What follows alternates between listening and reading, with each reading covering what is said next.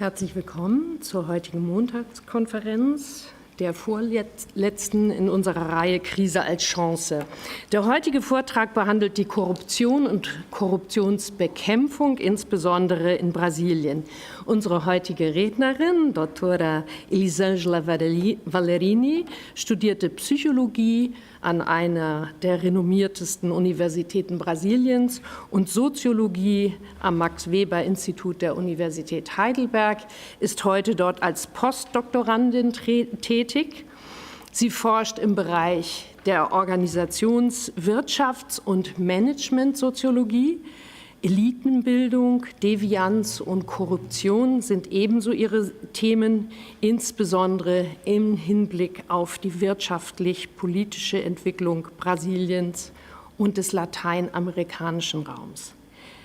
Sie ist auch Mitglied der Heidelberger Forschungsgruppe für Organisationsstudien und auch eine der Antragstellerinnen des binationalen Forschungsprojektes Organizational Crime and Systemic Corruption in Brazil, das sowohl vom DFG als auch der FAPESP, Stiftung zur Forschungsförderung im Bundesstaat São Paulo, gefördert wird.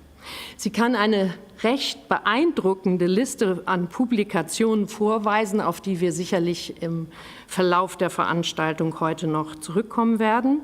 Aber nun zu unserem heutigen Thema. Korruptionsskandale beschäftigen uns ja schon seit vielen Jahren, nicht nur in der brasilianischen Gesellschaft, sondern auch in Deutschland. Wir alle haben sofort den Dieselskandal im Kopf und natürlich vor kurzem auch der sogenannte Maskenskandal, die mutmaßliche Vorteilsnahme von Bundestags- und Landtagsabgeordneten der CDU und CSU in Deutschland. Aber Korruptionsskandale bieten auch eine Chance. Die Aufarbeitung des Mensalão-Skandals beispielsweise und die dabei zutage getretene Unabhängigkeit des obersten Bundesgerichtshofes in Brasilien wurden als ein Beweis für die fortschreitende Konsolidierung der brasilianischen Demokratie eingeschätzt. Dieser Mensalão-Skandal hat zwischen August und November 2012 dazu geführt, dass in Brasilien 25 Politiker und Wirtschaftsführer wegen Korruption und anderer kriminellen Machenschaften zu teils drastischen Gefängnisstrafen und Geldbußen verurteilt wurden. Dieses Urteil gilt heute als historische Zäsur mit weitreichenden Folgen eben für die brasilianische Demokratie. Aber nun zu unserer Rednerin, Dr. Elisângela Valerini, die das Phänomen der Korruption als solches erforscht, insbesondere in den Organisationen, wie es entsteht, wie es zu bekämpfen ist. Und darauf wird sie im Einzelnen eingehen. Ich freue mich sehr, Dr. Valerini, dass Sie heute hierher gekommen sind und übergebe nun das Wort. Vielen Dank. Vielen Dank für die schönen Worte, Kerstin. Ich danke dir sehr für die Einladung zu diesem Vortrag. Ich werde gleich schon auf Portugiesisch wechseln. Und ich bedanke mich auch für Max Fleck, für die Unterstützung Technik, für das Institut, für Übersetzung und Dolmetschen von der Universität Heidelberg, für die Einladung nochmal. Bom, o meu tema é corrupção e anticorrupção no Brasil. O que eu vou apresentar hoje para vocês é uma pequena parte de um projeto maior de pesquisa que estamos realizando no Instituto de Sociologia Max Weber, aqui da Universidade de Heidelberg. Como a Kerstin já apresentou, esse projeto ele está sendo realizado desde 2019, foi a data de início do projeto, mas nós, do Instituto de Sociologia, já estamos há um tempo mais longo trabalhando com esse tema.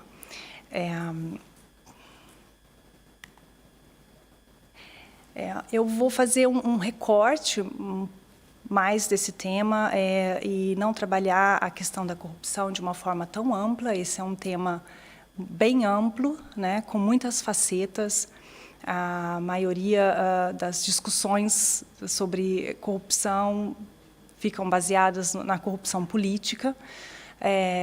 E, como eu disse, nós do Instituto de Sociologia, a gente tem um foco maior nas organizações.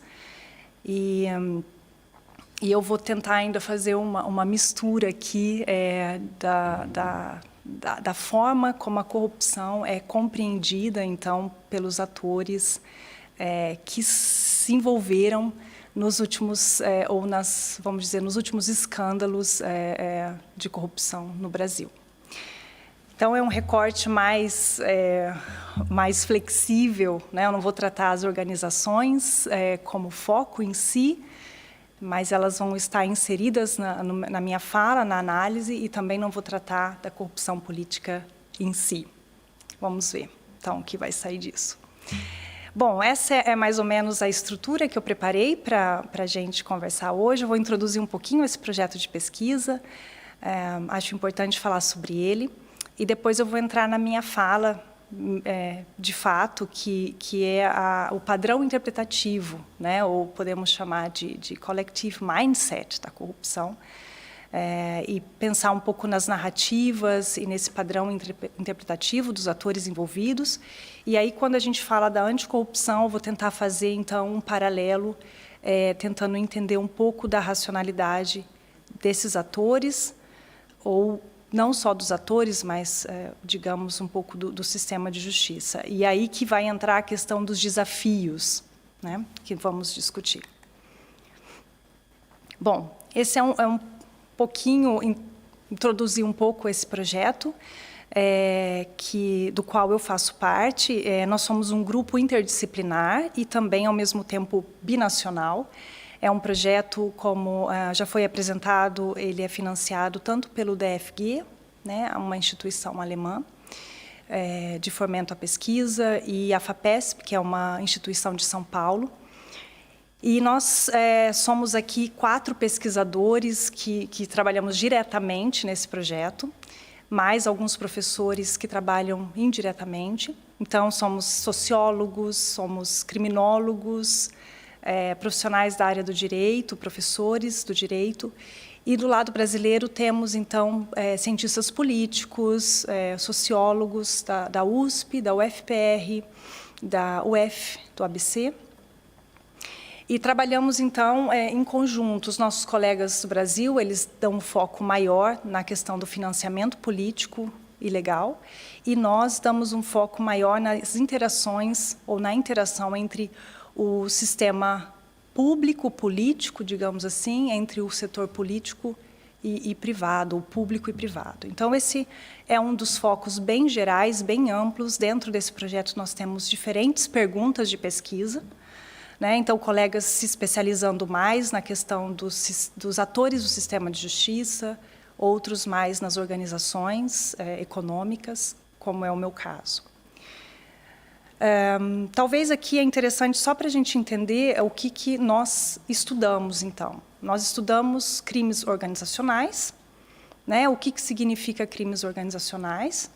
São crimes cometidos, primeiramente, coletivamente, né? Não são crimes individuais, ocupacionais, por exemplo, alguém lá dentro da empresa que vai e, sei lá, e paga uma propina ou algo assim, por benefício próprio, um caso individual, mas também isolado, né? São crimes, claro, pagamento de propina, mas de uma forma coletiva, né? Onde vários atores cometem, vamos dizer, o ato, né, desviante. Bom, o objetivo é legal, né, é atingir, de repente, um contrato, atingir o maior faturamento para a empresa, mas o meio utilizado, então, é ilegal, né? Nesse contexto, nós estamos estudando as empresas econômicas, ou organizações econômicas e os partidos políticos. E nós estamos também ambicionando ou tentando desenvolver um modelo empírico teórico sobre o que é corrupção sistêmica, baseado nesses casos, no nosso contexto. E aí também, só definindo o que seria isso, né, seria o objetivo de atingir que esse coletivo, né, que esse crime coletivo, coletivizado, o objetivo é tanto legal quanto ilegal, né? Os ganhos são individuais e também coletivos e está baseado, então, nessa relação entre o público e o privado. O que eu coloquei aqui como cinza é o que nós não estudamos, né? Eu nem vou entrar porque... Bom, o que nós estamos até agora levantando, coletando, né, de dados nesse projeto muito, muito amplo. É um projeto de 3 anos, até agora a gente já levantou 414 ações penais sentenciadas por diferentes tribunais, né, dentre elas diferentes instâncias e muitas operações, né, então a Lava Jato sendo uma das mais significativas nos últimos tempos, em termos de dimensão, de quantidade de pessoas envolvidas. Claro que está dentro desse banco de dados, mas temos também outras operações onde essa relação entre o setor privado e o setor econômico e político, né, o setor público e privado, aparece. Nós estamos desenvolvendo entrevistas, realizamos até agora 88 entrevistas, infelizmente, grande parte delas online, porque, né, a gente sabe, por causa da pandemia, mas entrevistas de alta qualidade, de entrevistas pessoais, narrativas, com atores do sistema de justiça, juízes, procuradores, advogados, mas também com pessoas envolvidas diretamente nesses escândalos, né, como executivos e políticos. E, né, dessas entrevistas, nós também realizamos estudos de caso. Isso. A gente também faz, então, essa análise, só para entender onde vai estar pautada a minha fala, onde a gente faz uma análise múltipla, né? Então, a gente não olha a organização só, né, mas como essa organização se relaciona com a sociedade, então, com as instituições, né, com o sistema político, qual é a interferência de um para o outro e o que um sistema traz para o outro, ou um nível traz para o outro. E, ao mesmo tempo, nós olhamos, então, o micro, né? O nível micro seria, então, onde está pautada a minha fala hoje, que é entender um pouco a forma de pensar, a forma de compreender, né, o que eu estou chamando aqui de padrão interpretativo de um determinado grupo. Bom. Você já colocou, Kerstin, algumas coisas, mas aqui só por interesse, né, vocês podem encontrar no nosso instituto algumas publicações recentes, aqui selecionadas, que nós realizamos no âmbito desse projeto nos últimos anos, e algumas agora em processo de publicação. Bom, agora eu entro de fato no meu tema. Como eu coloquei, é um recorte, né? Então eu estou olhando aquele nível lá, o nível micro, né? E como o nível meso e esse micro, e o nível macro e esse micro se relacionam, né? Então, o meu objetivo foi compreender, ou está sendo ainda compreender um pouco mais, como que os atores envolvidos, e pensando então agora nos executivos e políticos envolvidos nos escândalos de corrupção, como eles compreendem essa relação entre o público e o privado. Bom, as questões talvez aqui mais específicas, né, como que essas relações, ou como as relações e práticas corruptas são interpretadas e avaliadas pelos protagonistas, os membros da elite econômica e política brasileira, quais os limites que separam as condutas legítimas e ilegítimas, legais e ilegais na interação entre os dois setores, e qual o papel da burocracia anticorrupção, aqui pensando, né, nos atores do sistema de justiça, no enfrentamento de tais práticas. Por que, então, entender essas relações, né? Eu acho que, por um lado, nós temos o que a mídia trouxe, os escândalos, o que os documentos trazem, muitos apontando, então, a questão das relações entre as elites, ou seja, a cabeça, né, na hierarquia desses grupos, dos atores econômicos, né, que seriam, então, os altos executivos e políticos, do outro lado. Então, a gente teve alguns casos dentro da Lava Jato que enfatizaram exatamente essas relações, e não só enfatizaram no sentido de mostrar, mas assim foram atrás para investigar tais relações, né? Não somente o resultado, vamos dizer, dessas relações que foi investigado, mas colocaram também em xeque a relação em si entre os atores dos dois sistemas. Mas, por outro lado, nós temos também um pouco na literatura alguns estudos que mostram, né, de forma empírica, alguns estudos de caso, algumas teses que mostram que os esquemas corruptos, por exemplo, têm uma base de relações, né? Eles estão pautados em relações de longa data, de proximidade, de reciprocidade, mantenedoras de confiança, não são relações de curto prazo, relações monetárias e com finalidades econômicas diretamente, mas elas têm uma base, às vezes, até de relações de amizade, né? Outros autores, não querendo enfocar a questão da corrupção, mas vão falar também da base relacional do próprio capitalismo brasileiro, onde os canais de contato, os contatos sociais, né, alguns chamados até de relações valiosas, desempenham um papel muito importante e são pontes de ligações entre os setores econômicos e político, pontes formais, né? Essas relações não necessariamente são relações negativas, mas são relações ou uma base relacional existente, então, no próprio sistema capitalista, vamos dizer, brasileiro. Isso, e quanto mais os escândalos começam a serem divulgados mediaticamente, então mais existe ou aumenta, vamos dizer assim, a atenção para as relações entre os setores. Então, até essas relações, né, são também uma parte da nossa realidade histórica, da nossa sociedade, em que elas variam também, a forma como elas são percebidas mudam, né, historicamente, muda conforme o contexto que elas estão inseridas.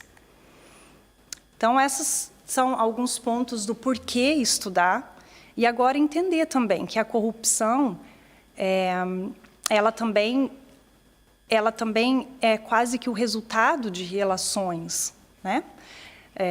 Então, assim, tem várias definições. Corrupção é uma definição muito ampla, né, na literatura, e tem muitos autores que definem de formas diferentes, mas a corrupção ela acaba sendo, vamos dizer, resultado também de relações existentes. Então, as minhas hipóteses de trabalho seriam o seguinte, que essas práticas corruptas, elas são orientadas por padrões interpretativos, né? O que seriam os padrões interpretativos? Seriam, então, quase que teorias que nós temos para compreender o mundo, a nossa realidade, né? Esses padrões, eles são reconhecidos reciprocamente e acessados por membros de um mesmo grupo social. E as fronteiras, então, entre o ilegal e o legal seriam também construções sociais, tanto que elas podem mudar a forma, né, de entender o que uma relação ilegal e legal é, elas podem mudar também historicamente ou mudar com o passar do tempo. Portanto, essas fronteiras, elas seriam também ancoradas nesses padrões interpretativos.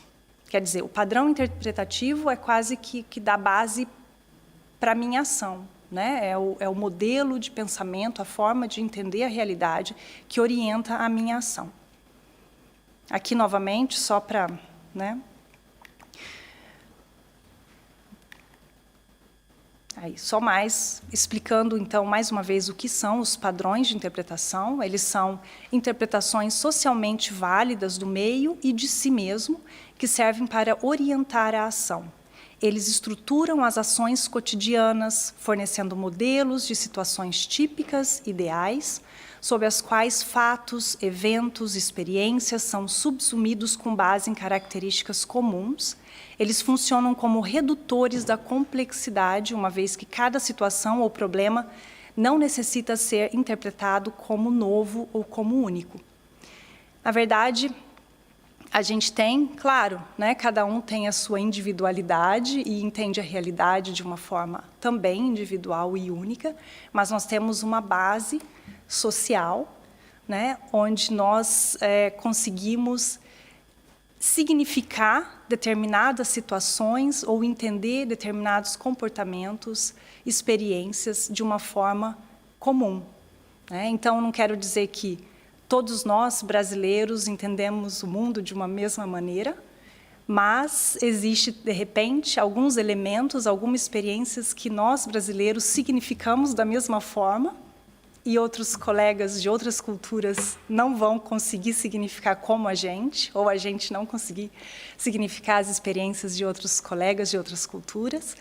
Mas existe também, entre nós, brasileiros, muita diferença entre a forma de entender o mundo. E aí, os padrões interpretativos, eles também têm, vamos dizer, eles às vezes podem estar ancorados em determinados estoques de conhecimento onde determinados grupos vão acessar, né? Então, quer dizer que os acadêmicos podem entender o mesmo fenômeno diferentemente do que políticos, ou políticos, o mesmo fenômeno, podem interpretar e significar diferentemente de atores do sistema econômico. Quer dizer, eles estão ancorados, né, em sistemas diferentes. Bom, o que eu estou usando aqui para analisar essas relações? Eu estou usando uma amostra ainda pequena, né, de documentos gerados pelo sistema de justiça. Quer dizer, essas operações que eu falei lá na frente, lá atrás, né, desse projeto grande de pesquisa, a gente tem uma base de dados muito grande, e lá com não só sentenças, mas muitos depoimentos, interrogatórios. Então, dessa base, eu me concentrei primeiramente em casos onde realmente a relação entre o setor político e econômico era, vamos dizer, quase que o objeto de investigação. Estava no centro, né, das questões a serem investigadas. E, por outro lado, conforme eu fui analisando e encontrando alguns trechos, eu comecei a perceber que muito dessa análise, muito desses trechos, tinham uma relação com resultados de pesquisa que eu já tinha realizado anteriormente, na fase do meu doutorado, que foi uma pesquisa realizada com a elite econômica brasileira. Então, na época, eu entrevistei 33 altos executivos do setor industrial. Aqui, como altos executivos, eu me relaciono a presidente, ex-presidentes de grandes empresas brasileiras. E interessante que essas entrevistas foram realizadas em 2012 e 2013, né, antes de todo esse escândalo. Então, eu acho que é interessante ver que algumas coisas aparecem além, né, que vão para além desse contexto, primeiro esse contexto de corrupção que está sendo analisado. Bom, alguns resultados. Como eu disse, ainda a amostra não é grande, né, porque eu estou em fase de análise. Nós também estamos realizando entrevistas com executivos e políticos envolvidos nesses escândalos, que também vão entrar para essas análises.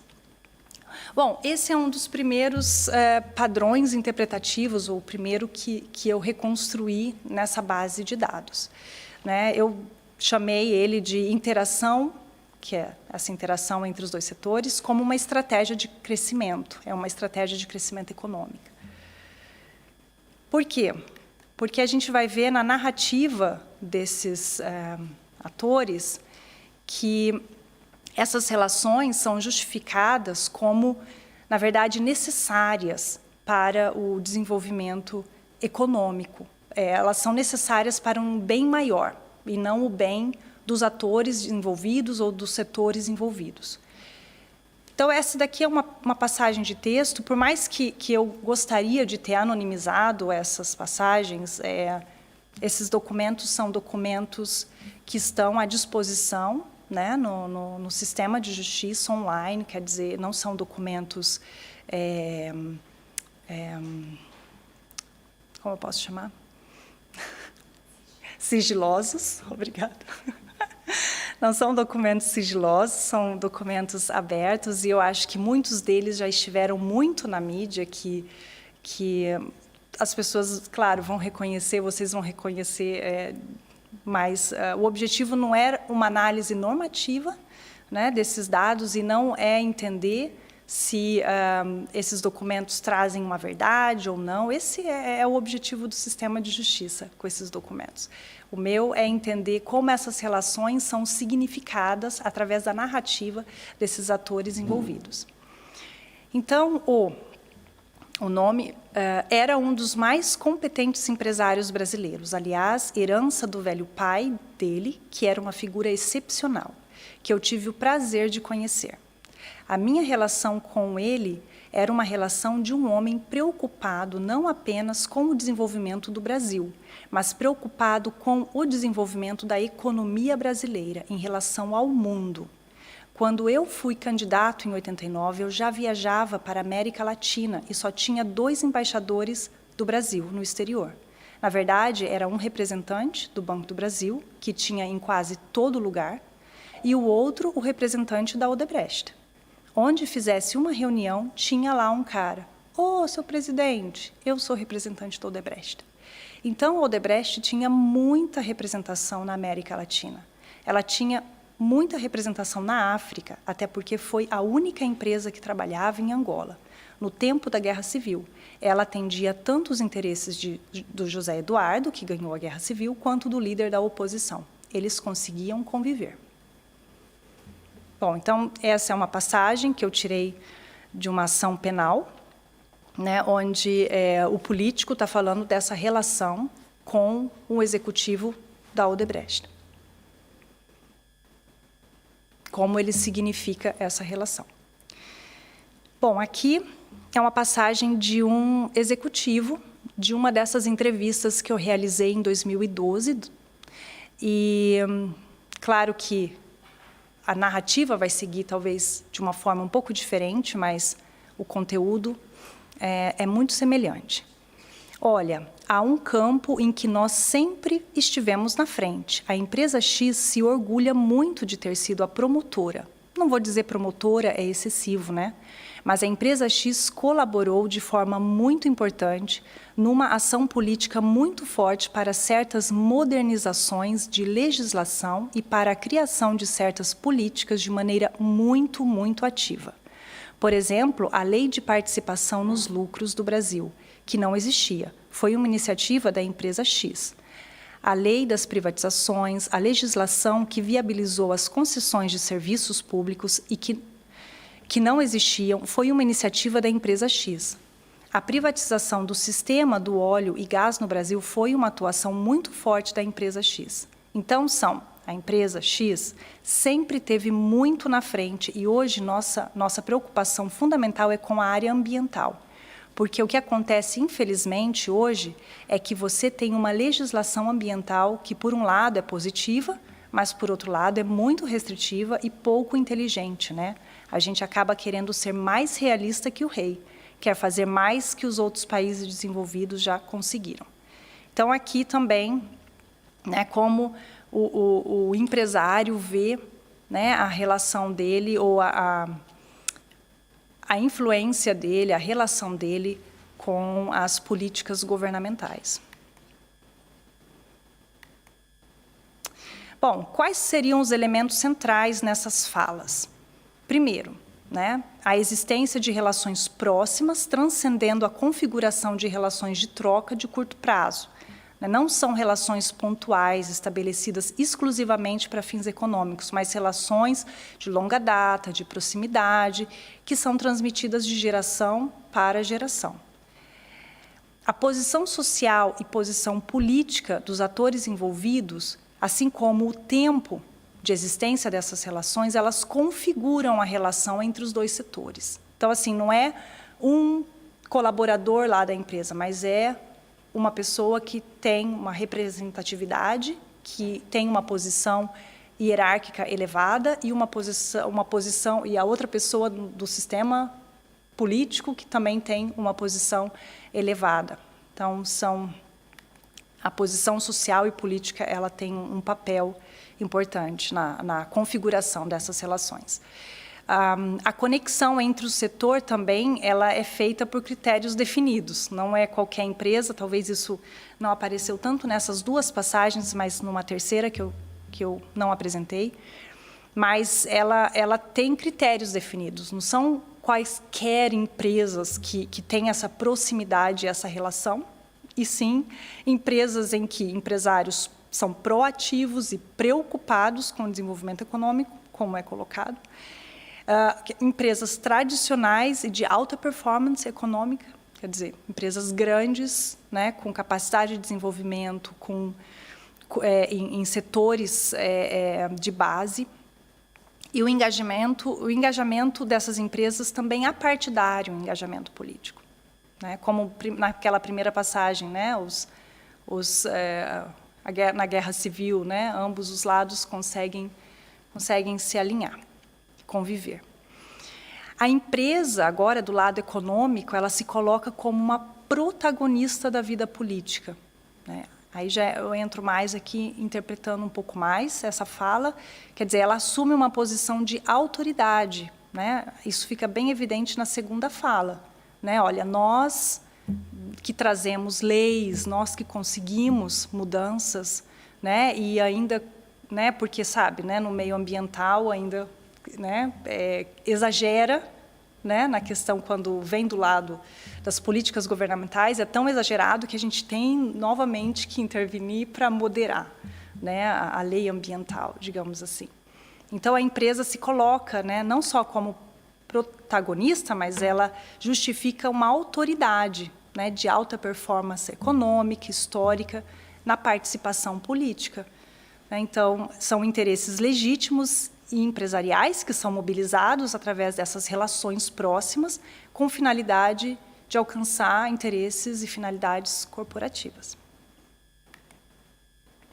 Um segundo mindset, que não se contradiz aqui, mas complementa e que traz como foco muito mais, então, a relação em si, e não o desenvolvimento econômico necessário a partir dessas relações, mas sim a relação em si já se justifica, né, como meio e fim de alcançar pleitos, interesses coletivos.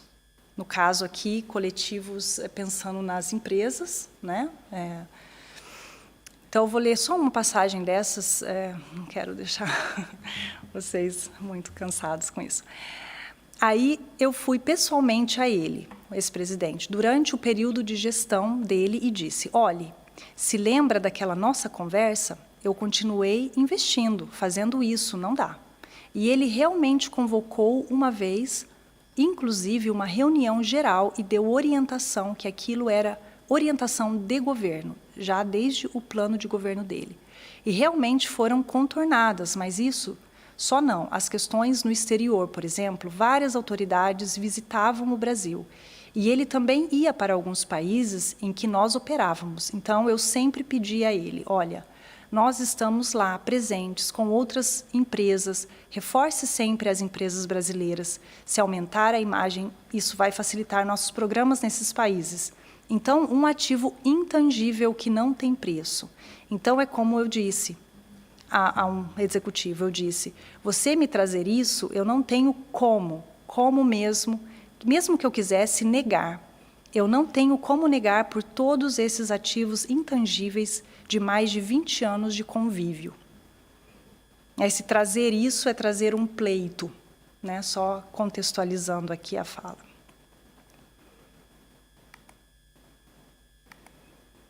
Bom, aqui a gente tem alguns elementos que se repetem, mas aqui fica mais claro que o contato pessoal, essa troca, né, elas são colocadas como a chave para a realização de pleitos, não só individuais, mas de pleitos institucionais.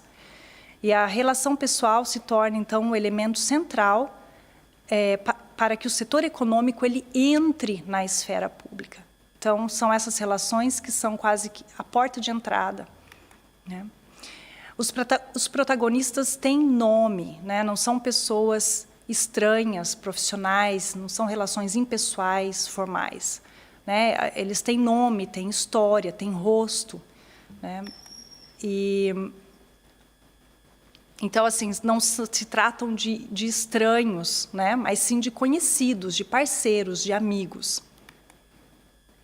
Como entender isso, então? Né? Esses dois mindsets, esses dois padrões interpretativos.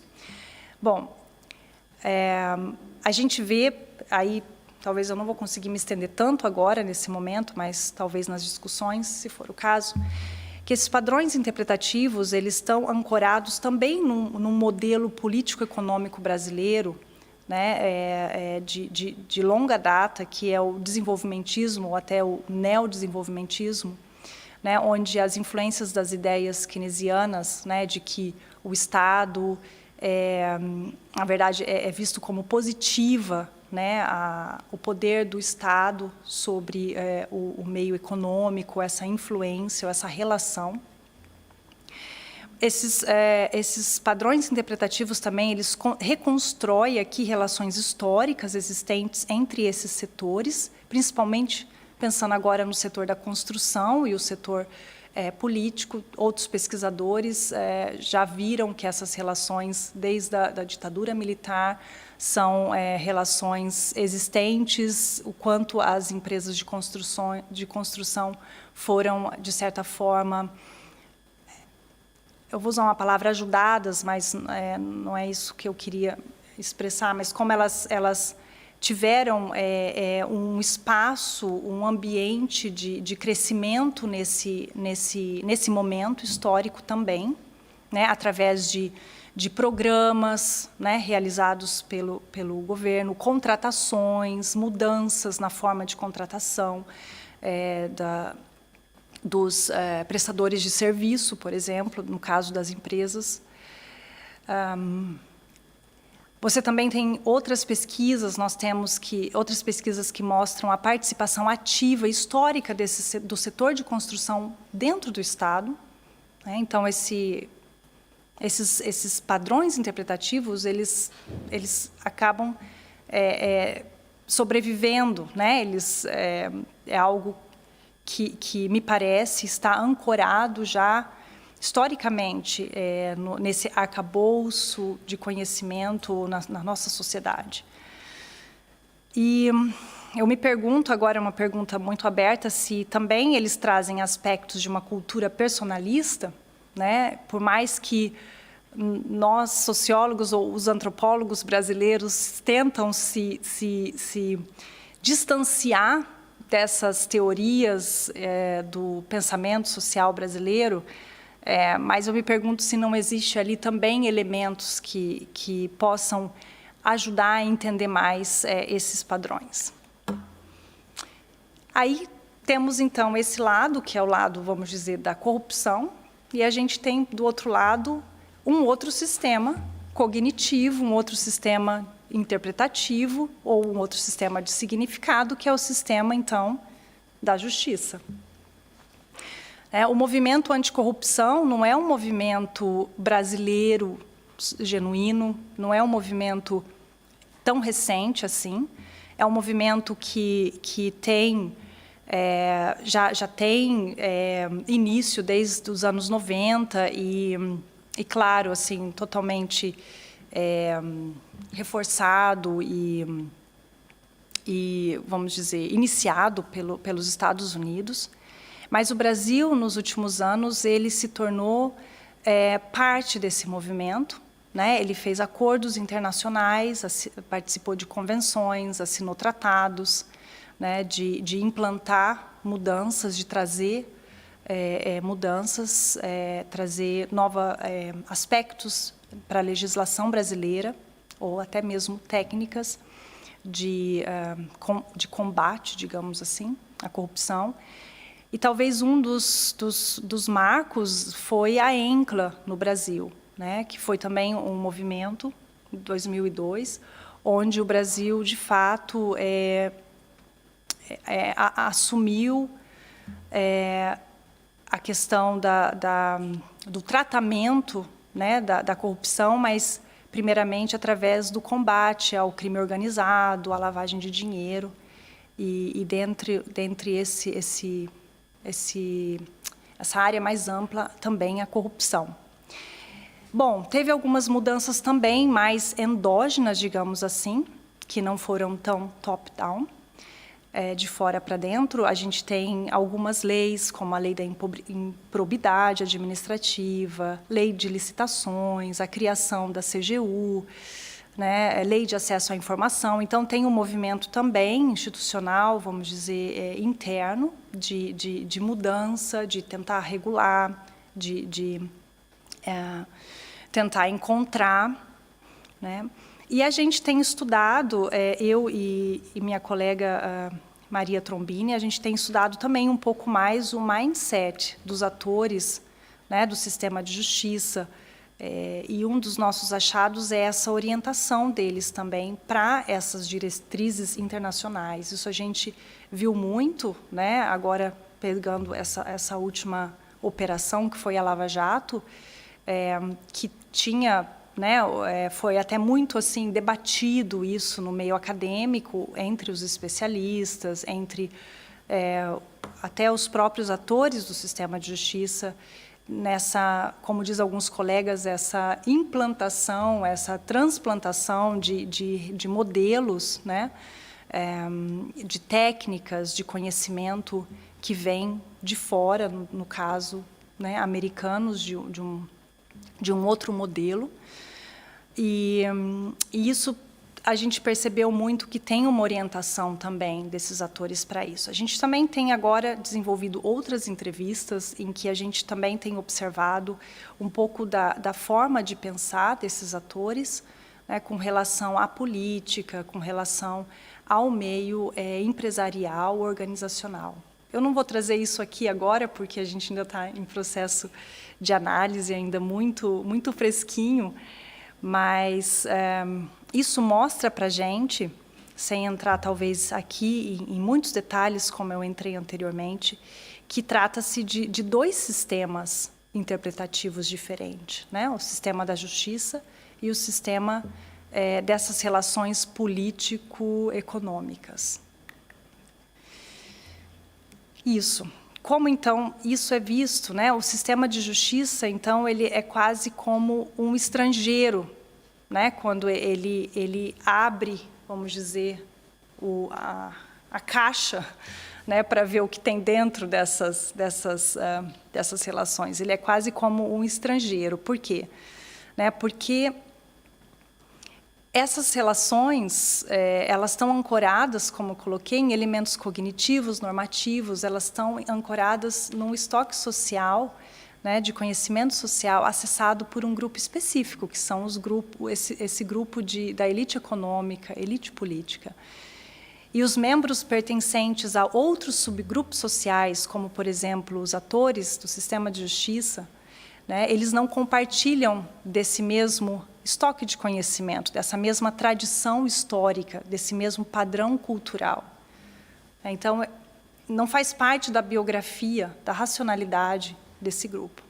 Então, o estrangeiro, portanto, ele se aproxima do outro como um recém-chegado, é como alguém que está numa nova cultura, num outro país. Então, assim, mesmo, né, com o desenvolvimento do Estado brasileiro, a sua adesão a princípios modernos, neoliberais ou liberais, as instituições cognitivas e normativas estudadas nesses padrões interpretativos mostram ainda estarem ancoradas num estoque de conhecimento particular, né? Isso. Então, assim, o que isso significa como desafio, né? O desafio é como você... Ai, desculpe. O desafio é como você